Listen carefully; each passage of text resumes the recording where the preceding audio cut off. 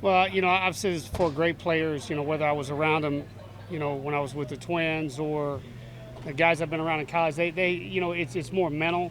The physical stuff, some of it, they're just blessed with, but then they do continue to develop their talent. But it's mental that where the two guys are similar, the great ones I've been around, they just have a different mind. They want to challenge themselves daily, and when they do that, if they don't get the result they always want, they understand that, they're going to get better because of the challenge, how hard it was. What about this time of year? You've been in a lot of postseasons. What's the feeling? What's the vibe as you get ready for a weekend like this? Yeah, I mean, guys, we've had a good, we were fortunate enough to wrap ours up and not have to play Monday, and we've had a good week. We've had some really good practices. We hadn't made them too long. They've just been short, crisp, fast. I've tried to put a lot of tempo to them and get them in, get them out. But, yeah, I mean, we've had a good week. You hope and you want that to carry over to this weekend. Well, as you said, at the beginning of the year, this team could be as good as it wanted to be. Kind of along those lines, just what have you seen the teams continue to develop week by week right now?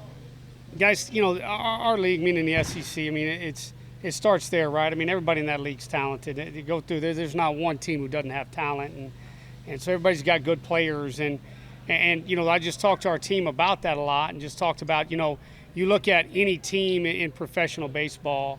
I was fortunate enough to be on two teams who won divisional titles, and our coach, two teams that won divisional titles. And those teams, their belief and their confidence is at a level that is, really, really high. And then it gives you a chance to go out and carry that over to winning. And that's what I meant by that.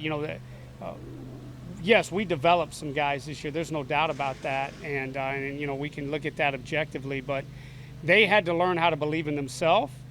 They had to learn how, once they did that, to take the confidence to the field and then look at their teammates and know that about each other. And that's what I meant by that. Coach, overall, how do you think you guys measured NC State?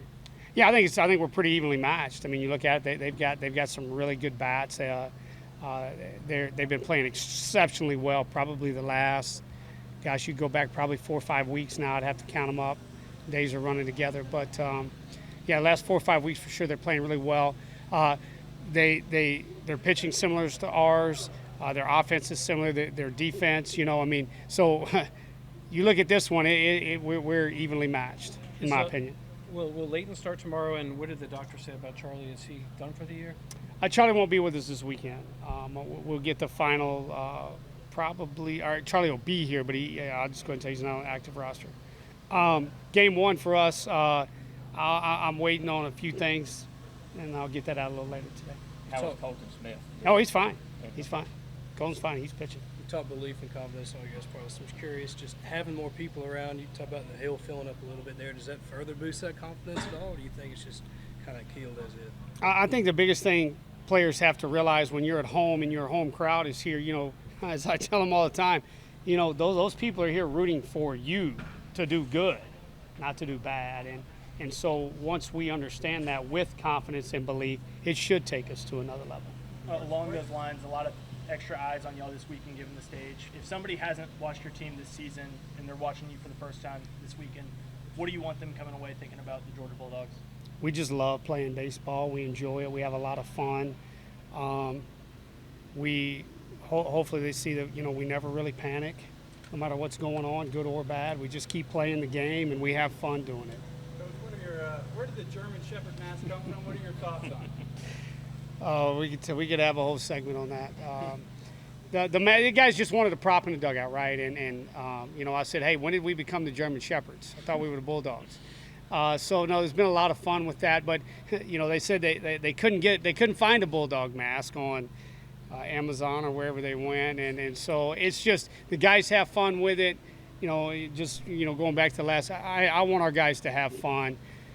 We have enough serious things in life we have to deal with on a daily basis. So, that's the dog mask. It's the profit. The guys came up with it. I let them come up with it. I just laughed when I saw the German Shepherd mask. Does it help them keep them loose on a weekend like this where you can get tight? Oh, absolutely. Yeah. I mean, that's what that stuff's designed for. And that's what hopefully it'll do this weekend. Coach, what do you think about North Carolina? They picked up. They got some experience. They're a guy who pitched in the World Series a few years ago. Yeah, no, I mean, this time of year it's about experience. They got two really good freshman arms I really, really like. Their two best bullpen arms are, at least on our end of evaluating things. I mean, they know their players better, obviously, their heartbeat and so forth. So you just look at raw stuff, though. They got two really good freshmen. They got a mix of older guys. Yeah, they're you're not going to rattle them. This crowd's not going to rattle them. Or I wouldn't think that, meaning the starters, especially their older guys. They're a good program. They play in a good league, and it should be a lot of fun. Getting back to the heartbeat part, you talked about that all year long. How was it your team heartbeat kept getting improved? Yeah. The biggest example I guess I can give you is Leighton Finley. I thought he was a little out of him. He was a little, not to use that term sped up, but he was moving a little quick. Opening night of regionals on Friday night, and I sat down and talked to him a long time about it. Like, we're going to need you in the future. You're going to pitch in these kind of games, hopefully more in your career. And the next time you get out there, and I told him to be ready for the weekend. Last weekend, I needed 3 outs out of him. I said, when you get back out there, we're going to go through some different things to make sure. And I thought, come on, man, bases loaded, no outs. And I thought his heartbeat was great on Sunday night. Wes, is there a little bit of juggling between you and your staff with these big games, but also trying to build your roster for next year in the portal? Yeah, it's just the world we live in now, right? I mean, you have to, you can't sit back and wait. We've had a couple commitments already and had guys on campus this week. So it's just, it's that time of year. It's a good thing. This isn't, you want this not sleeping right now. That means things are going the way they should be. Talking about the portal, you built this team to play here and win here. Just how big of an opportunity and advantage is it to play this series here? Well, I mean, yeah, I haven't. The stat just slid me on home teams in this series, but or in Super Regionals. But yeah, I mean, you want to play at home. Our guys are comfortable. They're going to sleep in their bed tonight.